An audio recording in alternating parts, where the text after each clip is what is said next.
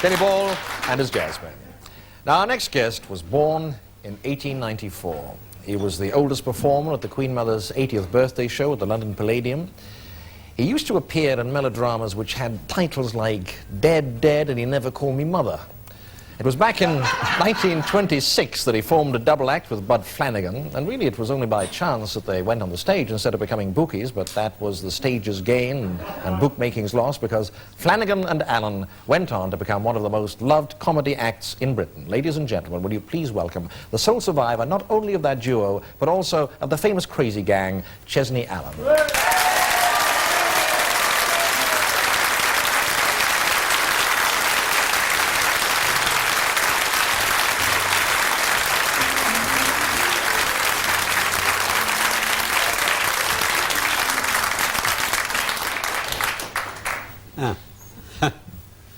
Well, if dear old Bud was here, he'd say, Ches, tea be a game at your age? A nonageranium? A what? A nonagenarian, nonagenarian. Oh, you know, he'd say, does Alita, your wife, know you're gallivanting about this time of night? You know, it's past your bedtime. It's all right, Bud, don't worry. And you're not telling them, you're not telling them that I should be in bed past my bedtime. And you're not telling them about me doing other things. You're telling them nothing. That's all. I wondered when you were going to turn to me. Yeah. It is not often, Chesney, that I get a chance on this programme to sit opposite a legend. When did you first meet Bud Flanagan? Now, that was back in the First World War, wasn't it? Yes, it was, yes, in the First World War. I joined the cavalry. We went to France. There was no use for the cavalry in France, so we all turned into infantry, and I joined the Royal West Kents. And we were just behind the line at Ypres, and we were in a little estaminet. We'd come out of the line and deloused and got cleaned up, and we were having egg and chips in an estaminet. And a fellow came up, he said, can I sit here? So I said, yes, do. He was in the artillery. And of course, the usual thing, what did you do in civilian life? I said, well, I was an actor. He said, were you? He said, well, I was in burlesque in America. I said, well, that's funny, yes. And we had a chat. His name was Robert Winthrop. And we just said hello, and away we went. That was it. Well, where did he get the name Flanagan from? Well, he got the name Flanagan because he had a sergeant major who somehow didn't like Bud. And he said, you swine, I'll never forget you. I'll call myself Flanagan. And he did. And he did. Yeah. Well, listen, let us just, if we may, indulge in a little bit of nostalgia here, Chesney, because we have a scene from a film which was made, well, long after you were famous. This was back in 1944, but it gives some idea of the kind of double talk that went on between Flanagan and Allen. Remember this?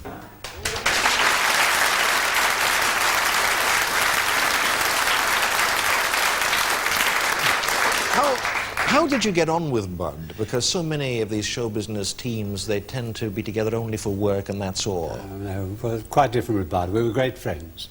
Really great friends. No quarrels whatsoever. Bud just, well, he loved life, and money meant nothing to him. He'd have holidays, and he just left it all to me, the business side of it. He wrote the songs, and we did the work. So you really had no money sense whatsoever? No money troubles at all, and we were, frankly, very good friends. Yeah. And how did you come to join the Crazy Gang? Because the Crazy Gang, at its time, produced a kind of comedy which was quite unique. Yes, well, that was started by Nova and Knox. They had a show called Young Bloods of Variety, and George Beck saw it, brought it to town, and he thought he'd like to bring other comics in. And what sort of thing, just tell me the sort of things you did, because I mean a lot of people will be watching tonight, Jess, who really do not know who the Crazy Gang were. Well, we did all sorts of things. I mean, playing gags on each other all the time. I mean, little Charlie Norton was usually the butt. He was used to play about with Charlie, you know. Jimmy Nervo was always doing something or other, and one of his jokes was he had a nice chair in his dressing room, and every night Jimmy Nervo would get an electric saw and saw just half an inch off the 4 legs of the chair. And Charlie would come in, and the next night when Charlie was on stage, Jimmy would saw another half inch off the leg. And this went on for a whole week. Charlie couldn't understand it. Then he put a cushion underneath his chair, and he was getting down here. And the next week, another half inch, another half inch. Eventually, Charlie was like this.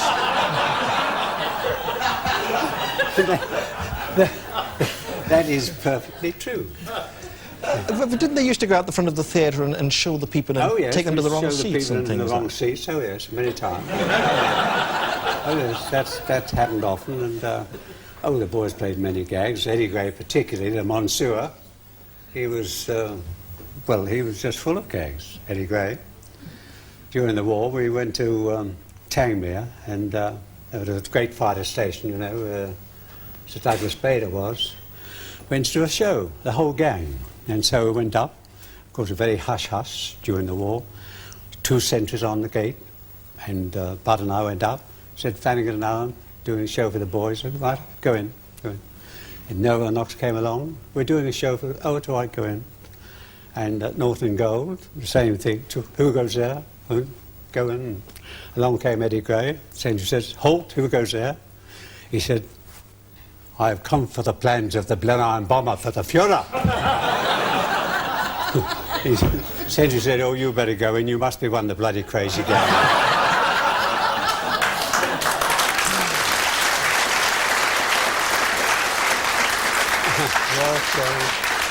Because I gather that it was always a dangerous thing to sit in the boxes when the crazy gang were on. They made great yes. play of the people who were up there, didn't they? Yes, they did. They played, yes. As a matter of fact, 2 of the boys always went in the box. You know, and one show we were in at the Palace, a show called Heidi High. Bud and Eddie Gray was in the box. Florence Desmond and I were on the stage playing an old Victorian drama. I was the husband, she was the wife, the crinoline. And I come in and look across and shout for Dorcas, Dorcas. And the boys whistle, there she is, there she is. So I go over and I say, Dorcas, my darling. She says, Benjamin, dear, I want to speak to you. You must sit beside me. Yes, I will, dear. And she sat beside me and she said, Benjamin, I've got a surprise for you. We've been married 10 months. And the boy shouted out, get out and outside, put all the kids out, this is where it gets dirty. No, she said, I've got a surprise for you. She said, how would you like to have a little son? I said, I'd welcome it, darling. We've been having some shocking weather lately.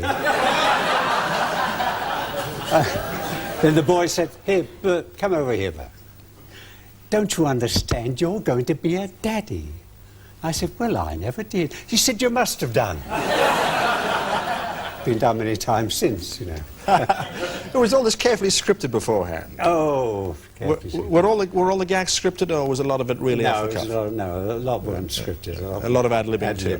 Ad-libbing, quite a lot. Listen, what I'm going to ask you to do, if you would, what about getting up and giving us a few choruses from the old days? Yes. Would you do that? Yes. Would you like to go across and join Kenny and the boys there? And just give us just 1 or 2, a couple from the old days, all right? And yes. Incidentally, Chesney says he'll kill me. Yeah. Oh, wait. He says he'll murder me if I don't mention that he's just recorded these. Is that true? Yeah. All right, off you go.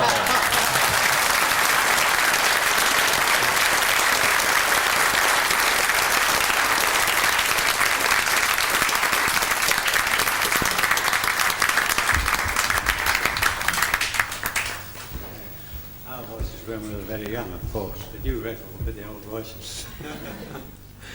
Anyway, now, 1 or 2 songs that I remember, and I hope that you remember them too. I can't forget them. I must say that I'd be delighted if you'd all join in, here, at home, and Bepton, everywhere. Yes, that's my little village. And so if you would, join me. We'll start off with a number I'm sure you must know.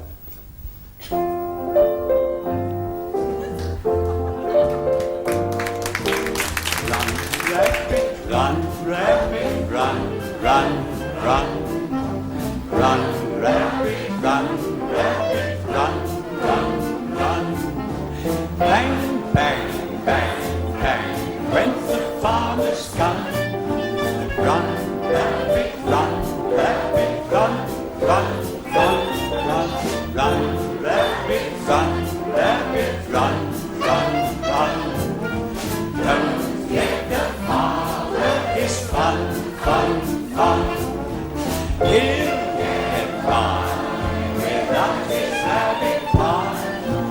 run, rabbit, run, rabbit, run, run, run. Another one you may know, just last week there was a lovely film on BBC. It was called Dunkirk. You may have seen it, and we sang a song in that. It went like this. We're going to hang out the washing on the sea-free line and keep any dirty washing, mother dear. We're going to hang out the washing on the sea-free line, but the washing day is here. The weather may be wet so fine, we'll just roll along without a care. We're going to hang out the washing on the sea-free line, if that sea-free line is still there.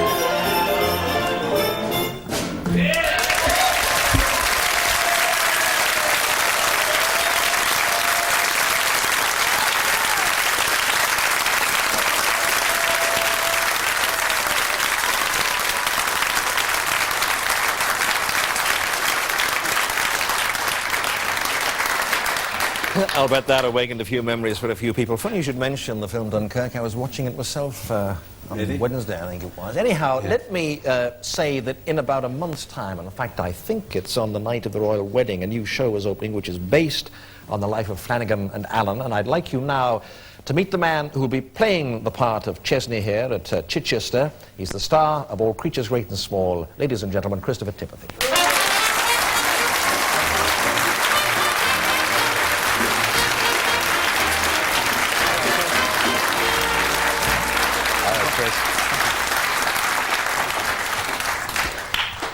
I don't think he's nearly as good looking as you were, Ches. I don't think he's anywhere near it. I haven't been very well.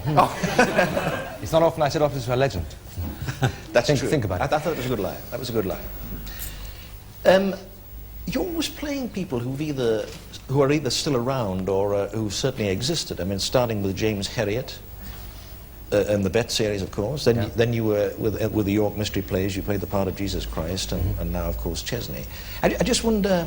I mean, you must have approached the Christ one with some trepidation, I would think, because everyone has their own idea, their own interpretation of what Christ should be. Yeah, I was interviewed quite early on, and I said that I was going to play him as a Yorkshireman playing Jesus, and about a week before we opened, which is how they always did it, and before we opened, Patrick said, drop the accent. So he was the producer? Absolutely, the director. Yeah. Wonderful. I mean, he's wonderful. Yeah. And I dropped the accent, which was just as well, because it was terrible. It was about as good as my Scots accent, which is why James Herriot was played with an English accent. A straight accent. Or as the critic said, a Surrey accent, which I really resented. And one critic jumped on it and said, I thought he was going to play him as a Yorkshireman, you know. So I played him as a posh Yorkshireman who'd been to public school. I see, yeah. And was Ches here, was that a direct follow-up on that series of mystery plays? It was really, yes. I mean, I hadn't worked with Patrick Garland before, and... Again, the producer. Sorry, I keep having to Sorry, underline Patrick Garland, who directed the York Mystery Plays, and is also now in charge of Chichester for the next 3 years, the Chichester Festival Theatre. And he asked me to join this year, which was just exactly what I wanted. But listen, Chris, I mean, quite seriously, you would not remember Flanagan and Allen, surely? It would be before your time. No, I don't. I mean, I remember as a child in London seeing the posters, but obviously my family didn't think they were suitable, with all due respect. I heard those jokes, I'm not surprised. I mean... So, I mean, do you like Grace Bunbury? Do you really go out and research whoever you're playing? Do you do anything like that? Yes. Or with him, I just go down the road and research. Well, He's just down the road from Chichester. So you went and met him? Yeah, we've met twice. Oh, it's not the first time you met him? No. Oh, I see. No. Is that rather an uncanny experience to come face to face with a person you will soon be playing on the stage? Well, something no, it wasn't uncanny. It was, he's such a nice man, isn't he? I mean, He's smashing. lovely, yeah. And what is wonderful about him is the way he talks about Bud. I mean, it's so wonderful to hear somebody talking about a colleague and a partner and a friend with such love and joy. I think it was just great. I think he's all right. Yeah. And Roy Hudd is playing Bud, of course, on the stage. He's all right, too. Yeah. He's a nice guy, really. Yes, he is. He is, yeah. But he also himself has done a great study of old music hall stars. I mean, he was a perfect choice. Oh, he knows it all. We were interviewed recently for one of the papers, and both of us, and I just kept going, yeah, and that's right. Because he knew everything. Every question was answered just like that. Yeah. And what about the singing? I mean, are you quite happy about the singing? You no worries about that? I wish you hadn't asked for that. I tried to make a record about 3 years ago. I did make a record about 3 years ago. It was a demo, and I thought it was okay. It was in tune and on key. Nothing. And this is different, isn't it? I mean, this is different. Am I going to sing tonight, aren't we? Well, I'm afraid that's what. Well, he is. Yes. The point. I'll mime. The point is, I was leading up to this. I thought you might because be. I felt that we really could not end the show. I mean, there was no way we could end the show without the song which was written by Bud Flanagan and which became the trademark of Flanagan Allen. I've forgotten its title. I am only joking. Ladies and gentlemen, here with Underneath the Arches is the original Chesney Allen and the man who will play him on the stage in a month's time, Christopher Timothy. Good luck.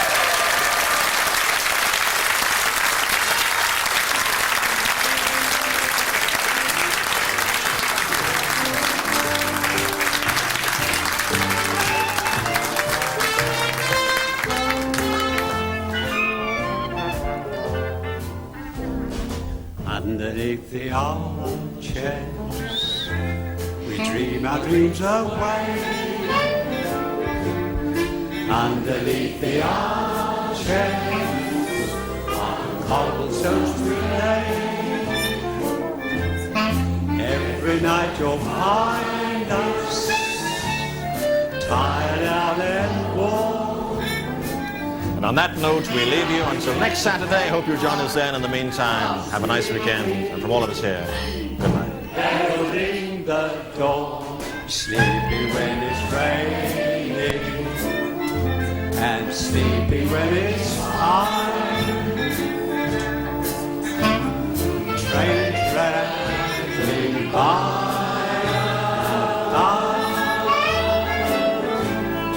pavement is our pillow.